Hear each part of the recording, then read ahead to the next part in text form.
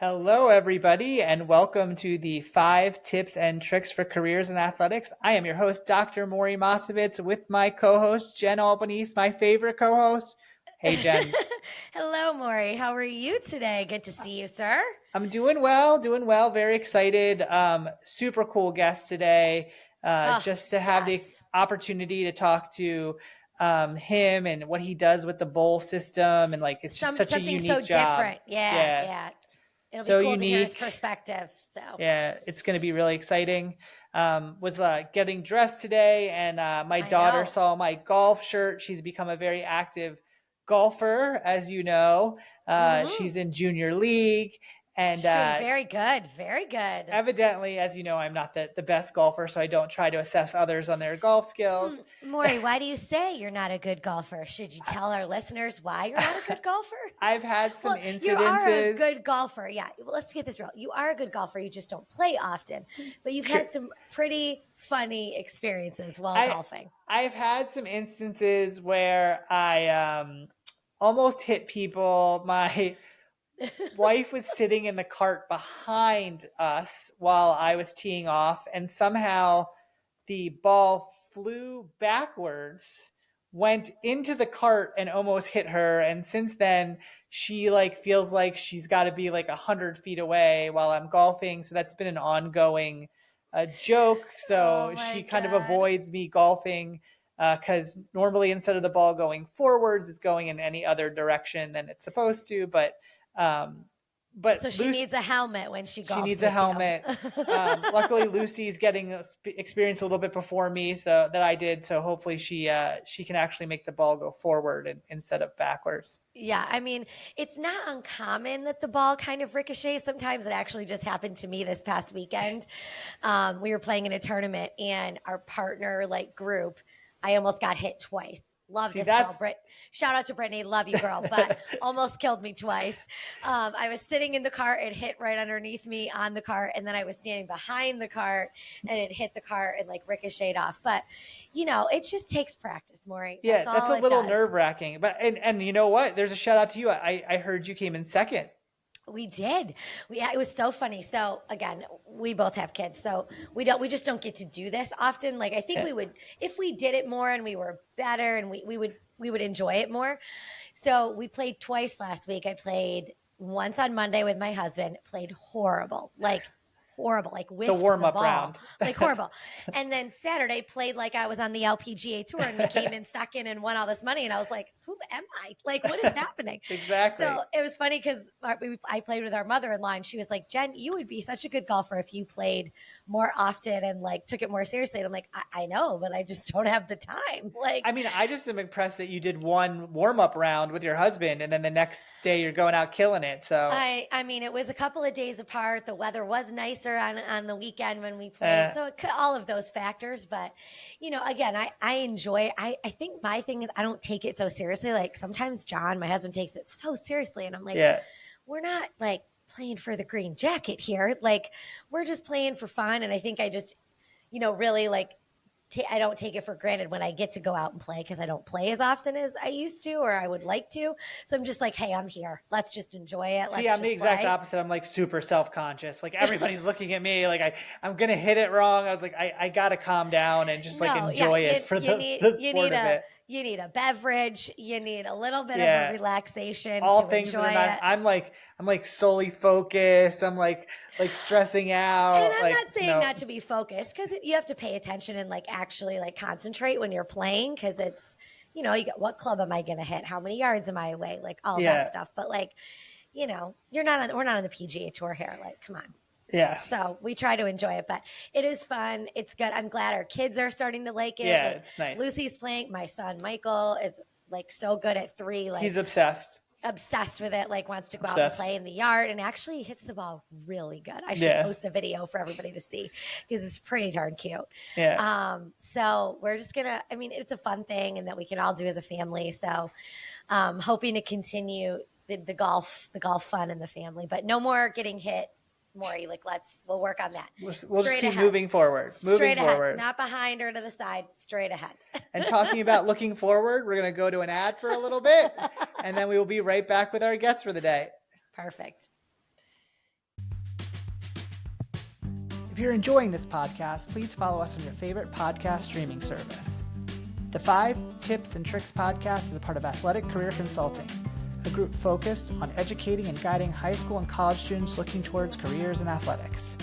To find out more, go to our website at www.athcareer.com. That's ATHCAREER.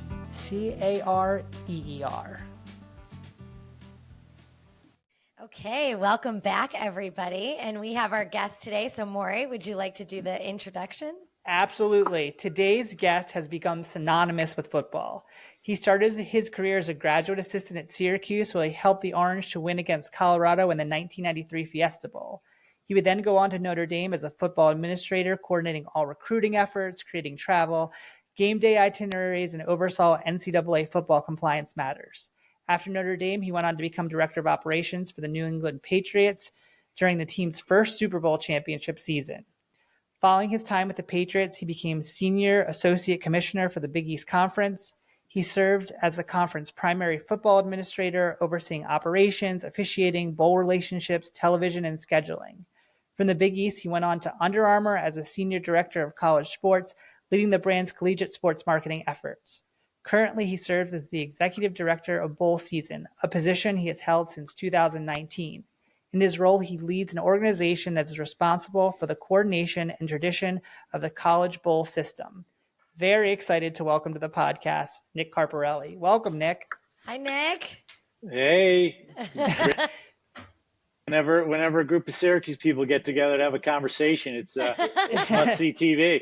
And on top of it, I have such a great bio to read. It's always awesome when I get a lot to fill in. I almost had to edit it down a lot because I could have put even more in there. So it's pretty nice to have you on and share your experience with us. Yeah, well, thanks, Maury. I've been very blessed to have so many great work experiences. I don't think about it a lot because it's probably typical. It's my life. It's just who I am and what I've done. But, oftentimes people will ask me about my career and say how, crazy it is that I've worked at such great places. But I don't take it for granted. I've been very fortunate in my career and I love talking about it. So looking forward to this conversation. Yeah, we really love having you. And I mean, you're in such a unique position because there's only one person who does what you do in overseeing the bowl system. And just a little background about that before we go into things, or just some insight on it.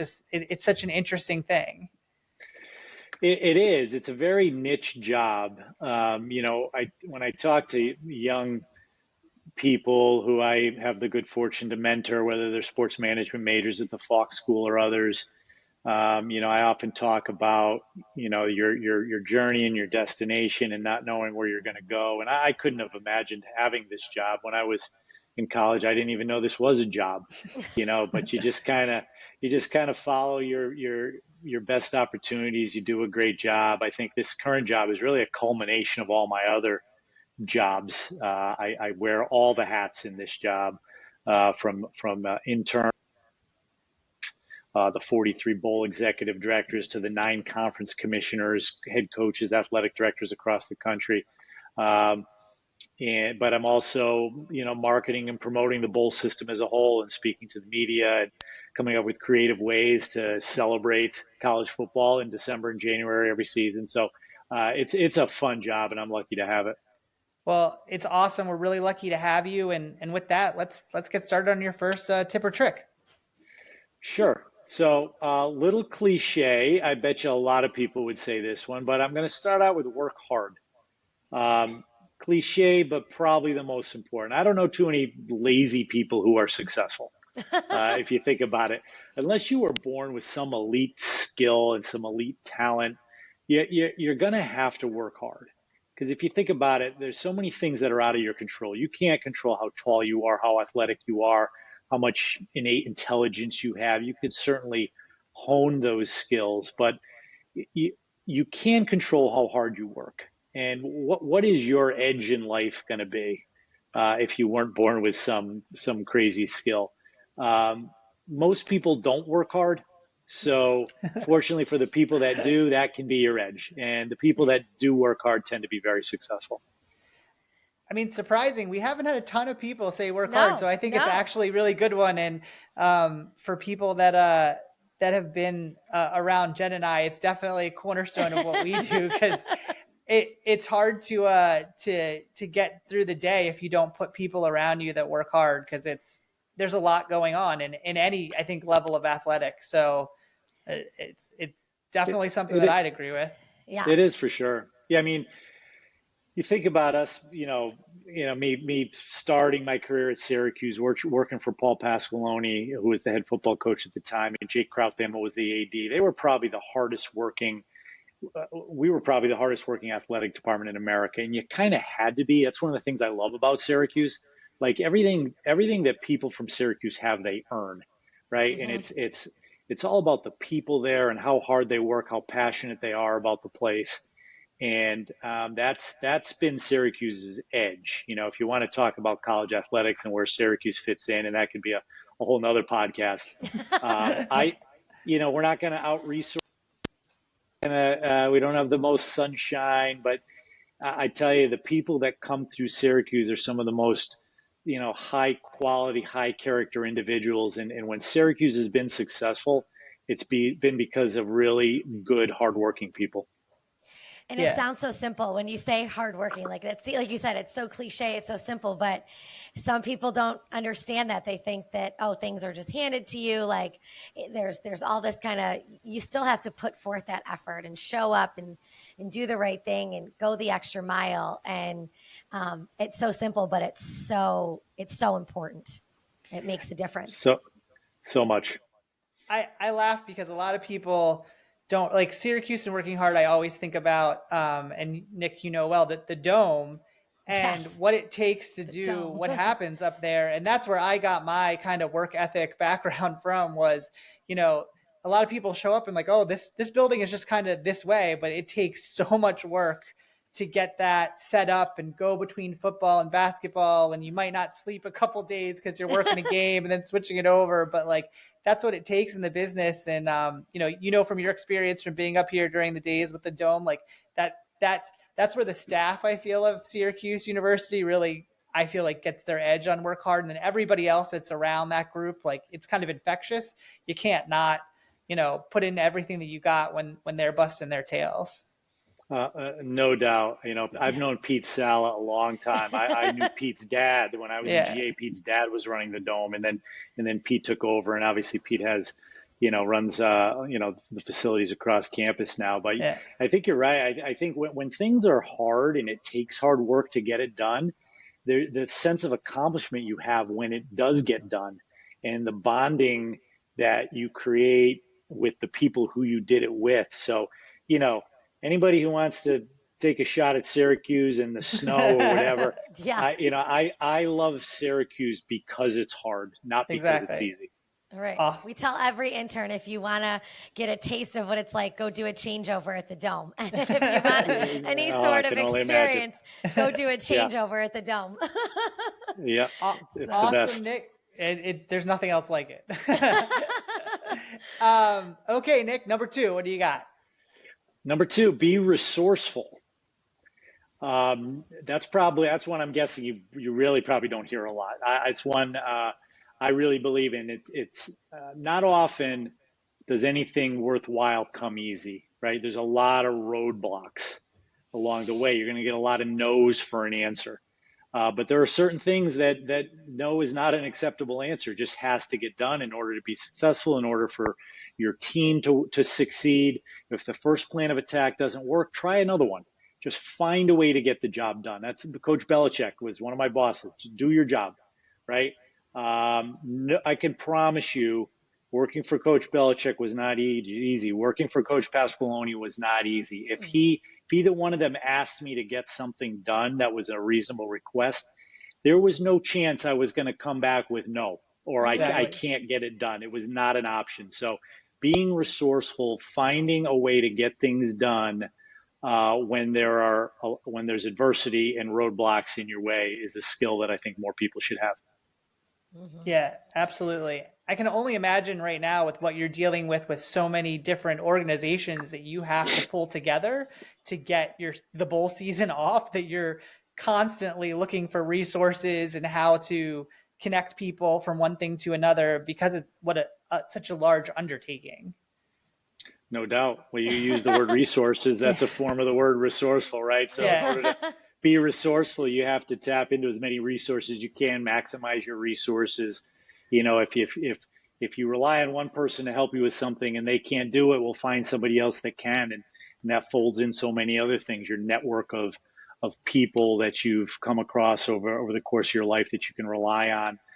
Not everybody's going to help you with everything, but if you have enough people in your corner, you're going to find one that can handle the task at hand for you.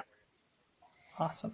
Yeah, that one's good. Because, I think sometimes people too, in situations think, oh, everybody just has unlimited money and unlimited staff and everybody has all this support. And a lot of times in college athletics specifically, you got to be able to do a lot of different jobs and try to be as creative as possible. I mean, I know in marketing, we don't have an unlimited budget. So we got to try to be creative and find ways to do things with less staff. And so there's like the perception of like, oh, you've got all of this, but you've got to be resourceful because you really don't. So yeah, Jen, that's so good. I'm glad you brought up money because everybody, a lot of people, well, I guess you have to have money to do this, but a lot of people, right. They'll throw money at a problem to make it go away, and not always the answer. It's not always the answer. It's never the best answer. Sometimes it's not even an option, depending on versus ours. So being resourceful and finding ways to operate at a really, really elite level without a lot of financial resources. I go back to that's what's made Syracuse great in the past and is going to make Syracuse great, continue to make Syracuse great in the future, because we're not going to out-resource people. We're not going to have as much money as SEC teams. That's okay. We don't need it because our people are better and we're going to find a way to get it done. Exactly. You take what you have and you make it go as far as you can make it go. We're working on a building project right now, and it's an awesome building. It's going to be amazing, but every square inch has been how can we make this most impactful out of what we got? And it's been, been a cornerstone of kind of what we're doing with that project. So I feel that like every day lately. Yeah. Every day I talk about money. Well, money's important. There's no doubt about it. But people become it's not everything. Yeah. It's not everything. Like if money was the most important thing, Texas would have won the national championship in football, basketball, and everything else every year. But they haven't done either in a while. So it's more than money. At some point, I think everybody has enough. Right, you got to take what you have and maximize it. Absolutely. Awesome. Yep. Good okay, two awesome ones. Going for number 3. All right. Be disciplined. I'm a big believer in discipline. Most people don't really know what discipline means. They hear the word all the time. They misuse it. You can achieve a lot in life and be as successful as you want, but it's going to take some sacrifice. That's where the discipline comes in. How willing are you to give up something in the short term to achieve what you want in the long term? That's something I tell my sons all the time. I have 2 sons. They're 19 and 22. That was my go-to. Whenever they'd say they want something down the road, they want to be, play college basketball, they want to do this, they want to do that, but sometimes maybe they have moments of laziness, and I tell them short-term sacrifice for long-term gain. It's easier said than done, but that's where the discipline comes in. There's a motivational speaker named Inky Johnson who I absolutely love. He played football at Tennessee. He was a sure first-round draft pick, and like the second to last game of his career, he paralyzed his left arm, and it changed his life. And he'll say for the good because it gives him different perspective. And anyways, one of the things, there's so many definitions of discipline. He likes to say discipline is being true to your word even when the mood you set it in has passed. And I think that's the essence of discipline. Yeah. It's very easy for us to say, well, I'm going to work hard. I'm going to take care of myself better. I'm going to exercise more. I'm going to eat better. Whatever you think you want to do. It's easy to say that in a moment where you're calm, you're relaxed, you're comfortable, you're having a logical conversation with someone. But what happens when things get stressful, when you come home from work late and you're tired or you're inconvenienced in some way? Are you going to be true to your word even when the mood you set it in is past? And for me, that's kind of the essence of discipline. So important to being successful. Yeah, No, it's easier said than done too. Like you said, you can talk the talk, but can you walk the walk with that? Because you can say, "Oh, I'm going to do this, I'm going to do that," but you actually have to put it into practice for it to be successful. So that's a really good one. You're talking about the working out. I'm like, God, he's talking to me. I'm like, I said I was going to work out. I'm like, oh my God. Well, I mean, that's a good one. You It's know? easy for people to be undisciplined working out. It's an easy thing to cut out, but like sometimes it's just showing up and doing something. Working Yep. out's a good example. Like, if you think you need to work out an hour and a half, and you just don't have that time, and you show up and you put in 45 minutes, that's 80% of putting in a full workout, just showing up, Right. getting something done, and that can apply to anything you do, really.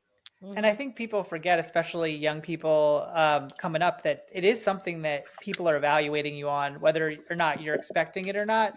You kind of, I know that I look at people on my staff or people that I work with and see like, okay, can they maintain this momentum that they've created, or maintain this way that they're operating? And if they can't, now how are we going to address it, and what does that mean for them as an employee? So a lot of people, I don't think about things that way, or they think about it maybe in working out, or Right. maybe in doing these other things in life. But really, in your work life, it's something that, as a supervisor, it's something people look for. Hmm. Absolutely. Are you going to do your job consistently, or are you going to not do it so well when you're having a bad day? Yeah. I think being disciplined to do it the right way. It ties into working hard. It all ties in together. If you're going to do it the right way all the time, be disciplined to get the job done when you're not having your best moment. That's what brings value to an organization. That's what makes you valuable to your boss, to your employer. And you're 100% right. People don't realize that it's all of our jobs to make our boss's job easier, Yeah. right? And to Hmm. make our enterprise, our company, wherever we work, to make them better by us bringing the best version every day, and discipline comes into that. Awesome. Hmm. Really good one. Okay, Yes. number 4. Number four, this one I love, and this one I tell to anybody who I can: have a diverse group of friends. Oh, And I mean that in two ways. Typically, when you say the word diverse or diversity, everybody thinks race, religion, and gender. And that's very important. It's important in every situation, especially in leadership positions, because what you do is not just about you. So if you're leading a group of people, and especially if they're very diverse, but pretty much every group has some diversity, it's important to know how people who are different than you think, act, and perceive the world in order to be a good leader. So, race, religion, and gender is part of that. But when I say a diverse group of friends, I also think of age, in age groups. Every age group thinks and acts differently based on the perspective of their generation.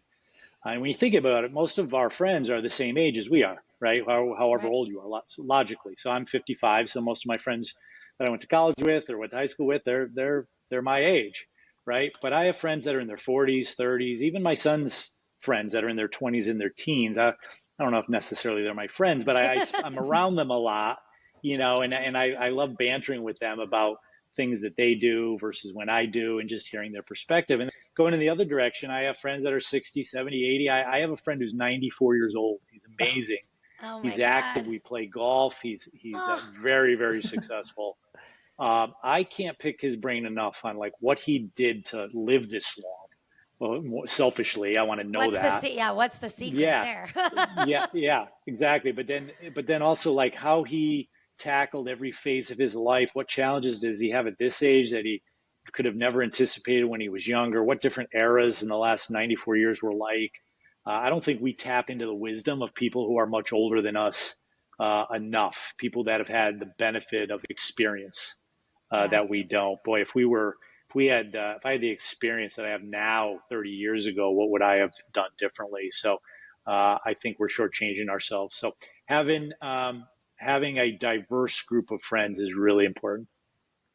That's We awesome. have, That's definitely one no one has no, said I yet. was So just gonna say you've we been have on the not pinnacle. heard that one. That one's so good. That one's so good. But the thing for me is like, and I feel like I've thought about it recently, is like, there's some things that we'll never understand of a different generation. Like, I think about my children, like they'll never know what a regular phone was like, or like my grandparents had a rotary phone, and that's just nothing that they'd ever know about Yep. or understand. Yep. And there's something to that, difference that I probably won't understand technology ever as well as they will, because that's their native language at this point. And what people can share that have been in a different phase of their life, it's kind of weird when you think about it. Well, interesting really about what, how their perspective might make you think a little bit differently about where you're coming from with things. Yeah, I mean, there's certainly regular activities that are different, right? So Yeah. like younger people don't know about what it's like to get up off your couch and have to change the Oh my, channel Yeah. by right? pushing a button on the Yes. TV, right? Yes, yes. I miss getting the newspaper in my driveway and sitting on the porch reading it, Yeah. and unfolding the papers. And it's not about Right. finding information I want to find, but it's about having information in my face that I might not otherwise look up, right? So I learn things. I kind of fear things are easier nowadays, easier to communicate, easier to there's a device for everything. I think that's hindering the resourcefulness we talked Yeah. about earlier. Yeah. But I don't care what kind of technology you have, you're always going to find a moment where that doesn't work, and you have to be resourceful. So I hope the younger generation can continue to find ways to be resourceful. Yeah. And That's even I was listening to something recently about like communal experiences and what young people kind of perceive as communal, because, going to a movie or going to a sporting event is, was this way that the everyone came together and the culture comes together. And now a lot of it's, communal in their world is through a digital lens, that it's through tweeting or talking across on this quick response and not necessarily physically being with everybody. And I thought that was such an interesting kind of Mm. thought about how generationally things are changing, and like what that might mean in the business of athletics, or what it might mean in our culture. And it just thinking about having friends that you can go to or talking to people to say, okay, how do we tap into this? How do we maybe change mindsets that make people want to do these things that we've done previously? And what an interesting topic. Yeah, and when you're in sports marketing, you have to appeal to all those different age groups. You correct. have Right. the Right. you have you have the old timers that have been going to games forever, and they know how they want to get to a game. They Yep. probably want a paper ticket in their hand, but maybe they Yep. can't anymore. They want to buy a game program and a scorecard. It's not Yep. there. And then you have the younger All of those generation. things. Yes. Yeah, then you have Yes. the younger All of those generation that things. wants the live stats on their phone Right. constantly, and the older generation will be looking at the younger generation. Why are you staring at your phone? You should be paying You attention to the watching game. the And say, I game. am paying Exactly. attention to the game. I'm getting It's on my the phone. stat updates. Yeah. Oh So yeah. Oh yeah. you gotta know what triggers every age group. Yeah, No, it's that- as simple as the music that we pick. What does Yeah. that person want to listen to, as opposed to what the students want Yeah, to listen that's to, a good with one. Yep. what families and younger kids who are there, that demographic. Yeah, those are all the challenges that I think people forget about when you're talking about going to a sporting event.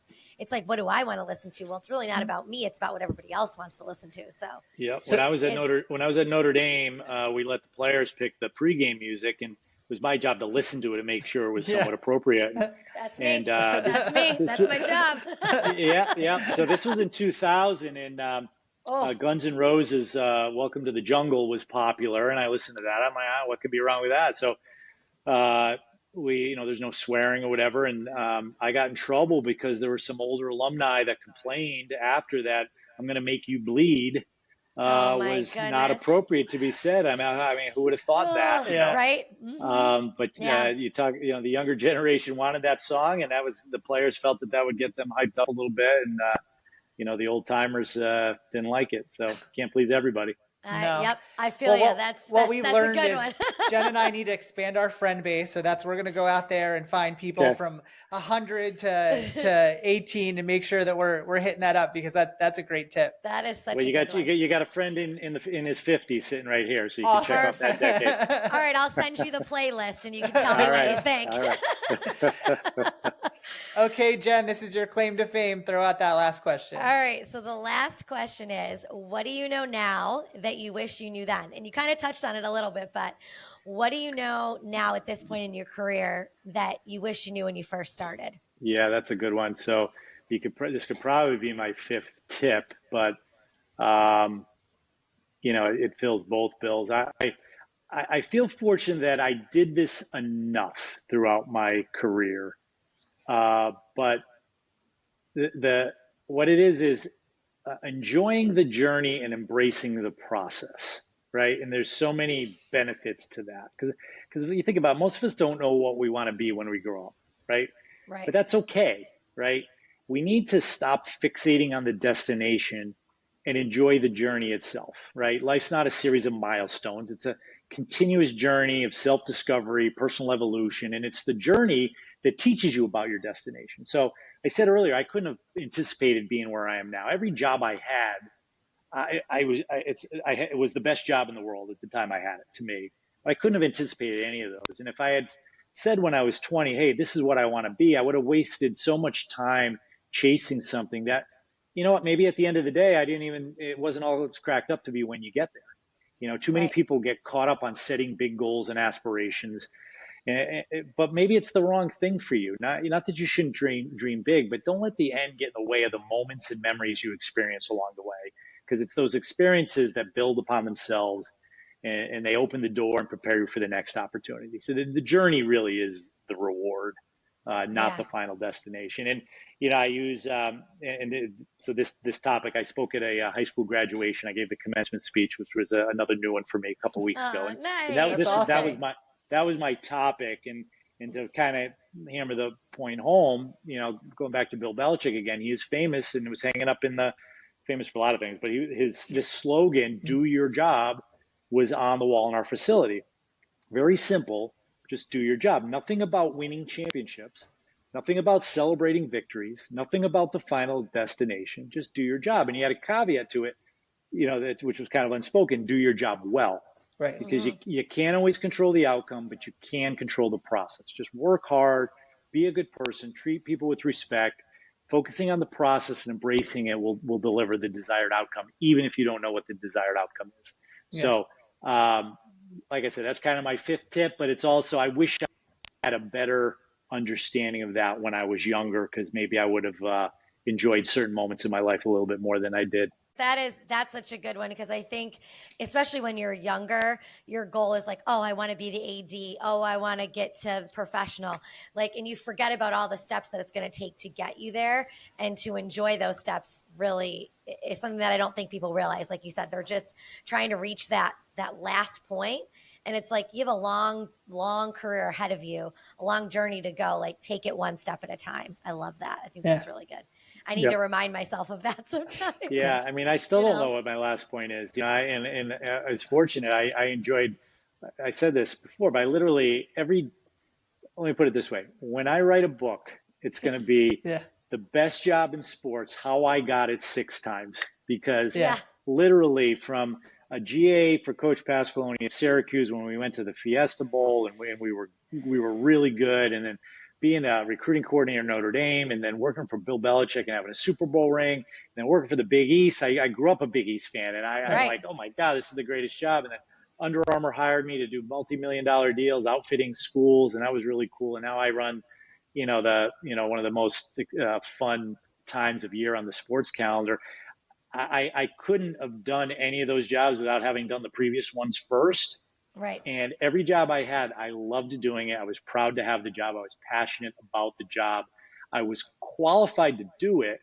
But at the same time, the job challenged me enough to help me get better, and ultimately led me to be qualified for the next job. And each job built on itself. If you asked me at 20, what's your dream job? I probably would have said president of the Yankees, but if you gave me that job at that point, I'd have failed miserably. So Right. it's really about the process in terms of enjoying the process, but also embracing it as part of your journey that's going to get you to where you're going to be.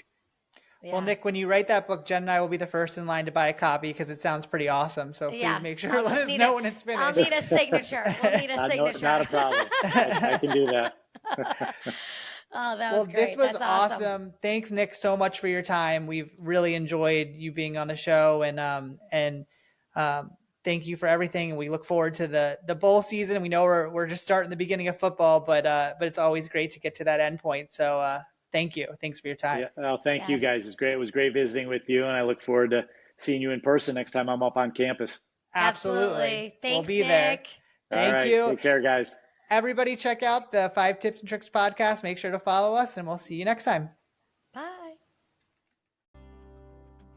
If you like the 5 Tips and Tricks podcast, make sure to subscribe on your favorite podcast platform. You can rate and review us, including questions that may be answered on future episodes. The 5 Tips and Tricks podcast for careers in athletics is part of Athletic Career Consulting. Check us out at www.athcareer.com.